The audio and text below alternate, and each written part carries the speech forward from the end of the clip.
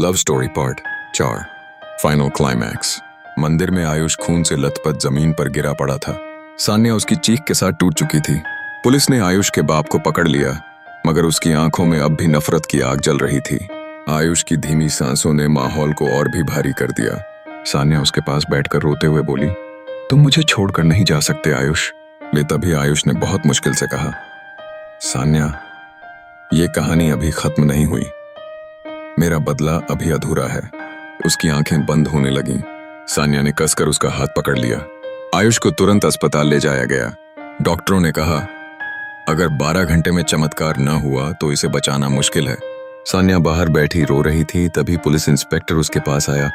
तुम्हें सच जानना होगा। आयुष के पास जो सबूत है वही इस गुनाह का पूरा सच खोल देगा। सान्या ने हिम्मत जुटाई और आयुष का बैग खोला। उसमें खत के साथ एक पेन ड्राइव थी। उसने जैसे ही उसे लैपटॉप में डाला, स्क्रीन पर एक वीडियो चला। वीडियो में वही आदमी, आयुष का बाप, कबूल कर रहा था कि उसने सिर्फ आयुष की मां ही नहीं बल्कि कई और हत्याएं की थीं। सान्या की आंखों में आंसू थे, लेकिन अब उनमें डर नहीं था। उसने तय किया, अगर आयुष नहीं कर पाया तो मैं उसका सपना पूरा करूंगी।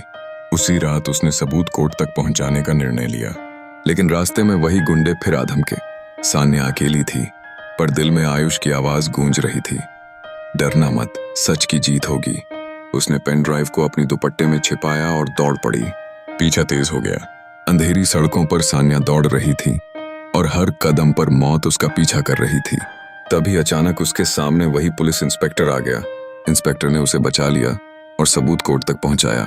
अगले दिन अदालत में सबूत पेश हुआ और सारे गुनाहगार बेनकाब हो गए।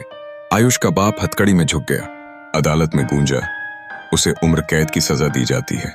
ये सुनकर सान्या की आंखों में आंसू आ गए, लेकिन उसके होंठों पर मुस्कान थी, क्योंकि अब उसकी लड़ाई पूरी हो चुकी थी। अस्पताल में आयुष अब भी बेहोश पड़ा था।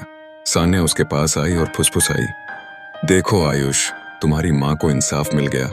तभी आयुष की उंगलियां हल्की सी हिली। धीरे धीरे आयुष ने आंखें खोली। डॉक्टर भी चौंक गए। ये सचमुच चमत्कार था। सान्या खुशी से उसकी छाती पर झुक गई।